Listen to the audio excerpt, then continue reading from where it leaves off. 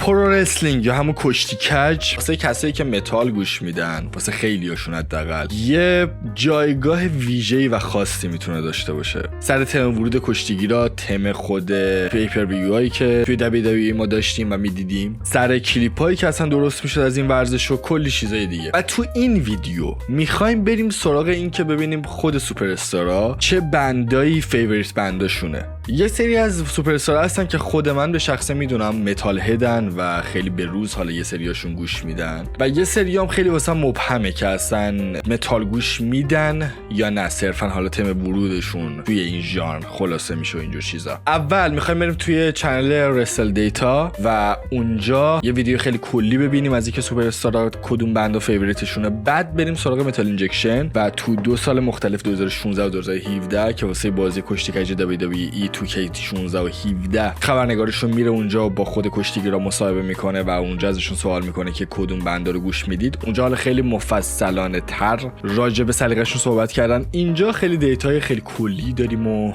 اینجور چیزا. بریم ببینیم و اونجا حالا راجع به کشتیگیرای مورد علاقه هم اگه شد صحبت میکنم تو همین ویدیویی که قراره ببینیم. خب ویدیو با براک لزنر، دین امبروس و استفانی مکمن شروع میشه. براک لزنر رو میدونستم که متالیکا رو دوست داره، واقعیت. دین امبروس رو نمیدونستم، استفانی هم متالیکا. کلا متالیکا خیلی بنده محبوبیه بین کشتیگیرا. رندی اورتون متالیکا، پشما. سی ام پانک نشینم تا حالا. بیلوس ها اهمیت نداره. بران استرومن متالیکا، اوکی. الیستر بلک که الان توی AEW کشتیگیره به اسم مالکای بلک، مدل یه سری از برندهای لباس خیلی خوشگلم هست. توی استوریاش مثلا یه سری بنده بلک متال یهو میومد استوری میکرد و اینجور چیزا، خیلی متال هده و واسم جالب بود که حالا فیوریت بندش گسته. سزارو ACDC، اج، آلتر بریچ، اصلا سورپرایز نمیشه آدم. به هر حال تم ورودش که بهترین تمای ورود تاریخ کشتیگری هم هست.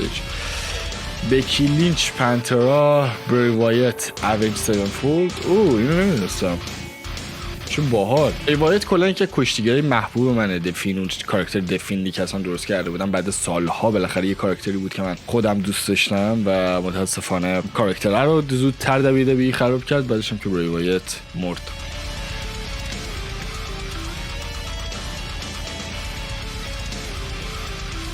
سیگلر، گانز، کوین اومنز، گانز، اوکی.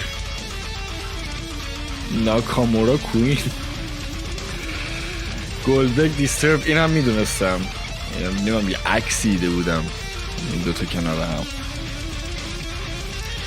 ست رالینز یکی از متال ترین افراد بعد کریس جریکو توی WWE. فکر کنم یه جایی هم اینو خودش گفته بود، فکر کنم توی همون ویدیویی که میخوایم بریم ببینیم هم اینو میگه. و کلا کاراکتر خیلی محبوبی از دید من و خیلی دوستش دارم. کلا بین سوپرستاری محبوب خودم ست رالینز. و اینکه پیکش بیتلزه پیک عجیبیه واقعیت. خیلی من به روز گوش میدن. یکم متال ترین افراد حاضر در WWE بعد کریس جریکو. کریس جریکو که اصلا بنده راک و متال داشته و دارم. وینس مکمن، ACDC، کین، پینک فلوید. ایوه راندا روزی اهمیتی نداره واقعیت. تریپل اچ، موتورهد، اینم میدونستم، هممون فکر کنم میدونیم اینو. استیو آستین، آیرون میدن، آندرتیکر، متالیکا. این فکر کنم از روی تامنیل خیلی ها میان کلیک میکنن که ببینن آندرتیکر کدوم بندو خیلی دوست داره. متالیکا. جان سینا، BTS. فرق دوتا سوپر استار رو نگاه کن تو سلیقه موسیقی، پشمام. رومن رینز، The Beatles. اینا عجیب بود واسم که رومن رینز هم بیتلزه. اوکی، تو ویدیو اول متوجه شدم که جان سینا تخمی ترین سلیقه موسیقی داره و بریم سراغ متال اینجکشن، اینترویویی که سالها قبل انجام داده، هم 2016 هم 2017 رو می‌خوایم بریم ببینیم. فقط تیکای اولش رو می‌بینیم، لینکش این زیر هست. اگه دوست داشتید کاملتر مصاحبه سوپر استار رو ببینید خودتون برید نگاه کنید و راجع بهش حالا صحبت کنید ترجمه کنید. اوکی، دمیز و ماریس، زن و شوهر حاضر در کشتی کج. دمیز خیلی کاراکتر منفوری بود یه زمانی واسه من، مثلا زمانی که سنم خیلی کمتر بود، یه فیودای عجیب و غریب واسه میبستن. واقعا کاراکتر تو مخی بود اون تایما اصلا نبودمش، ولی هرچی گذشت واقعیت بیشتر پی بردم که اصلا همین که باعث شد یکی از توی خونه ازش بعدش بیاد، یعنی که کارش درست انجام داده و اون کاراکتر هیلو به درستی انجام داده. فایو فینگر گفت، بولت فور مای والنتاین گفت تا اینجا. Avenged Sevenfold. Well, I hear you want like to go Volbeat. I mean, where do you want to go with this? Well, I know Downstate, you're I from mean, they do Cleveland, and I've Mushroom Head? seen past interviews where you rep Mushroom Head. Always. Are you Mushroom Head. friends with those guys? No, actually, I think I've met him a couple times, like once in my life. I think at a radio interview once. But I've just been a fan ever since I was growing up. I mean, it was all about Mushroom Head between me and my friends. And still listen to them to this day. They still come out with great hits, and I just enjoy it. جالب بود که ماشروم هد فیوریت بند دمیز بوده از بچگیش تا حالا. Worked out today براک لزنر. to the new release, Metallica, Hardwired, bitches. Yeah, great stuff. این فن هاردکور متالیکا هم هستن، اصلا شوخی نداره سر این مسئله. What are some other bands you like to listen to when you're working, or just in general? Motley Crue, AC/DC, Twisted Sister. کلا اولد The اسکول. list goes on from there. Paul, you yourself. طبیعی هم هستی که بنده اولد اسکول تر رو بگن، چون به هر حال تو تایمی که داشتن بزرگ میشدن و بیشتر روشون تاثیر داشته و اینجور چیزا رو دارن میگن به عنوان حالا بندای فیوریتشون دیگه. مطمئنم. Maurice, do you listen to any heavy metal? No. I appreciate the honesty. She wants either like what is EDM? EDM. No, it just depends. It's just a little too زنش کلا الکترونیک گوش میده. much for me. Like, I can meet you halfway, but I'll turn get it on enough- and she'll be like, turn that off. If I listen to music, it's mostly Guns N' Roses. Is there a GNR album? تو همون رسل دیتایی هم که ما دیدیم که حالا کوین اوونز بند محبوبش گانزه. You always default to? Do you have a favorite? You know, this might be a little. It might sound weird to fans, but I really like Chinese Democracy. It may be my favorite. Yeah. یکی از بحث برانگیزترین آلبوم‌های گانزه چاینیز دموکراسی. خیلیا، یعنی میتونم بگم اکثر کسایی که گانز گوش میدن، حالا چه طرفدارن چه نه اونجور چیزا، چاینیز دموکراسی یکی از بدترین آلبومایی که میگن از گانز اومده اکثرا. و عجیبه که یکی مثلا راجع به چاینیز دموکراسی بیاد بگه یکی از آلبوم‌های خوبیه که شنیدم، یه چیز دیگه ای از اون آلبوم پیدا کرده. Yeah. I really love that one. Yeah. Metallica, Disturbed. I'd say that's it, man. I don't listen to much metal.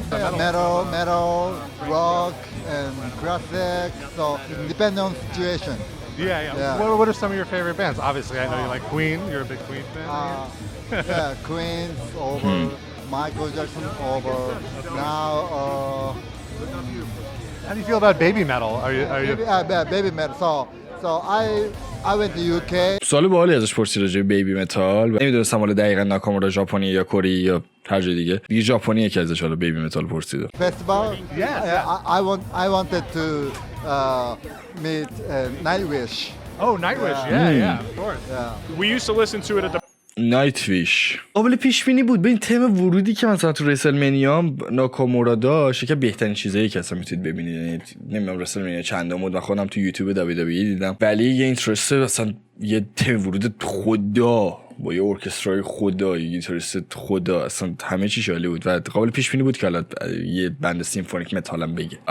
چی بهتر نایت ویش. این سال 2016 میریم مستقیم به 2017 و سوپرستاره 2017 رو ببینیم. Do you listen to hard rock and heavy metal? اوکی، بری وایت چه آدم خفنی. یعنی بهتون پیشنهاد میکنم، حالا من مستندشو میذارم توی چنل اگه دوست داشتی، مستند زندگی بری وایت رو ببینید. مستندی که تازه اومده و خیلی خیلی هم خوش ساخته. اگه آشنا هم حتی نیستید با بری وایت، ولی داستان مثلا اون فامیلی که توی 4 سال از اون جابر احمقی که مثلا توی دبلیو بود یهو تبدیل میشه به یکی از بزرگترین کاراکترهای دبلیو و بعدش حالا کاراکتر دفیند و بعدش هم چیز عجیب غریبی که پیش اومد، همه تو مستند هست. یه مقداری جانبدارانه البته ساخته شده، یعنی اینجوری که مثلا دبلیو گل بلبل و خود به روایت که سری داستان پیش اومده واسه اینجور چیزا، ولی بازم خالی از لطف نیست واقعیت اون مستند دیدن. Of course I do. What are some of your favorite bands? I'd say two of my easily my favorites, Pantera and Rage Against the Machine. That's awesome, man. That's awesome. Those are two great favorites. Yeah, kind of a testament as to what molded me, as a child. I grew up on, دین امروز این یکی از بهترین چیزایی که اصلا وجود داره تو کل اینترتینمنت. فوق العاده است. Like Soundgarden, Pearl Jam, like Nirvana, Alice in Chains, Metallica. بیشتر گرانج One of دوست my داره. favorite band of all time. They kind of have that position. Yeah, I mean, I listen to a little bit of everything. I mean, I literally am all over the map, you know, depending on yeah. Yeah. Now, if you Put a lot of thought into like playlists, you know, like running playlists, you know what I mean? Like you're gonna go around here. you got to have a good. It has to have a good beats per minute because if it's too fast, you're running too fast. If it's too slow, Yeah. Or you gotta have some pace, you know, like something like Sepultura, you know. Yeah. Am I saying that right? Okay. Yeah. And Soulfly, bands like that. Do you listen to hard rock, heavy metal? No, I don't know. What do you listen to? Metallica. That's a great answer. متالیکا قشنگ چیزه. But like, what do you listen to regularly if it's not hard rock? You're not gonna believe this, but I listen to Christian music. I believe it. There's Christian rock. There's Christian metal. I haven't heard any Christian metal yet. They need to put it on K-Love. خب من نمیدونستم کورتنگل آدم اینقدر مذهبیه. Always got my headphones in. What are you listening to? You know, it depends on what kind of mood I am that day. A lot of Metallica stuff, a lot of Tool. When I do cardio, I like to listen to rap for some reason because that helps me get through the cardio because I hate cardio. Rob here with the modern day Maharaja. موقع Did I roll جیندال my ماهار R? قهرمان بوده. Maharaja. You did, but you forgot to mention. No, I wasn't there yet. من این تایم نمیدیدم WWE. یعنی تایم اصلا کلا چیزی نمیدیدم، خیلی هم کم میدیدم. من تایمی که حالا سی ام پانک رفت تا یکم بعدش عملا من ندیدم. یکم نه خیلی بعدش عملا من ندیدم کشتی کج به اون شکل. And the WWE این تایم نمیدونم چه اتفاقی افتاده. I listen to all kinds of music. I do listen to rock, not so much heavy metal, but yeah, we listen to rock. What are some bands you like to jam? Metallica, قابل پیش بینیم. Nickelback. ست رالینز. Rob here with arguably the most metal guy in WWE. I mean, there's really no argument. I mean, Jericho's in دقیقا راجع به همین صحبت میکردم. a metal band, so he might have me, but Right. other than that, no one else. In a few years, you'll be in a metal band. خودش هم میگه بعد جریکو آرتکور ترین طرفدار متاله. Yeah, when I retire or get fired, my next thing will just be to scream on stage at local clubs and pass out on the bathroom floor. It works, and I like the update to your theme song. It's a little more metalcore now with the Burn It Down. What are your go-to classics? اینجا موقعی بوده که تازه تم ورودش رو عوض کرده بود، چون گفتش که حالا تم ورود جدیدت بیشتر فضای متال کور داره و اینا. Classic metal or hardcore albums that you just can't listen to enough. I would say I love, if you count them as metal, and I do, Misery Signals. Yes. Misery Malice in the Signals. Magnum Heart is one of my favorite records of all time. I just watched the documentary they put out, and I'm looking forward to them doing some new music with Jesse, so that's going to be fantastic. Parkway Drive, the quintessential metalcore band of my era, really, I would say. Atlas is my favorite record by them, so I can never really get enough of that. Any Metallica. کلا اطلس پارک و درایو آلبوم خیلی خوبیه. آلبوم خیلی خوبیه، برعکس الانشون که واقعا ترکایی که میدن افتضاحه. یکی که بتا آلبوماشون هی داره رو به ضعیف‌تر شدن و اینا میره. اطلسی که پرایم پارک و درایو. Metallica album, Pantera from the metal spectrum, really can get the job done. Now, I've seen video of you in like a Parkway Drive mosh pit. Now, do you ever bring your girlfriend to shows, and do you ever throw her into the mosh pit? So, That's I saw. تو ماشپیت پارک و درایو بوده پشمام. So that was like kind of our first date-ish sort of thing. It was the Parkway Drive concert you're talking about. I was in Chicago, and I was like, "Hey, you want to go to a metal concert?" And like she was like, "Yeah, I'll impress him by going to a metal concert." So she came.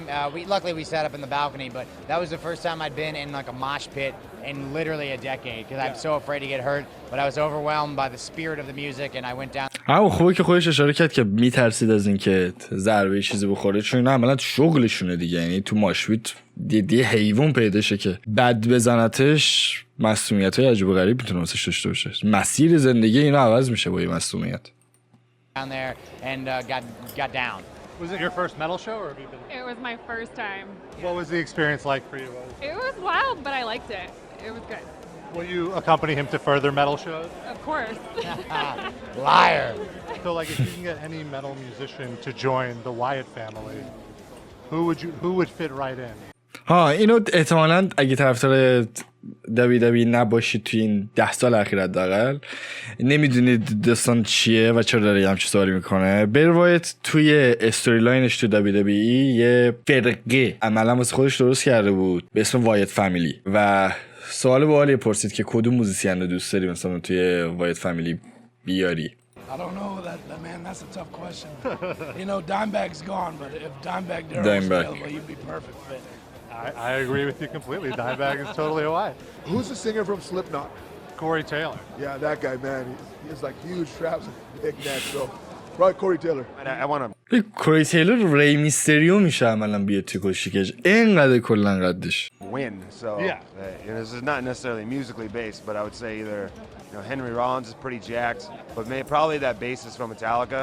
Oh, Robert Trujillo. Yeah. He does. And he looks a lot like Roman Reigns too, so I wouldn't be confused, راست دیگه این بیسیست متالیکا شبیه رومن ریزه خودم نه اونقدری ولی خب شبیهشه. Henry Rollins. There we go. Who else would you want?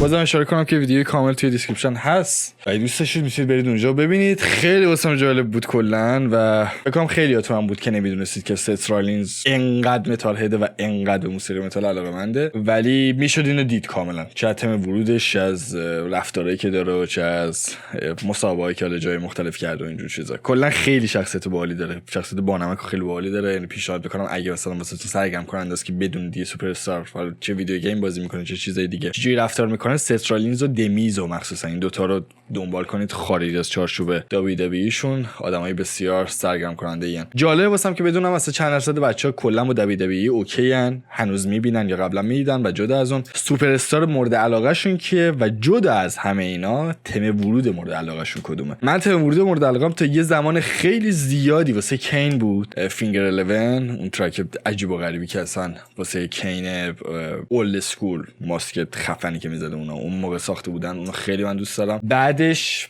دومین ترین ورودی که من خیلی دوست دارم میرسه به سی ام پانک دیس فایر کیل سوچینگیج، اون اصلا روانی اون ترین ورودم. بس سومی هم میرسه به دفیند بری وایت کد اورنج، واسه شون یه ترک زده بودن لید مین، اونم اصلا یه چیز عجیب و غریبی بود. این ستا رو من خیلی هستم، اگه گوش ندید یه شاتی بهش بدید، احتمال اینکه خوشتون بیاد زیاده. دمتون گرم، نظرتون رو بنویسید و تا ویدیوی بعدی موزیک خوب گوش بدید. That's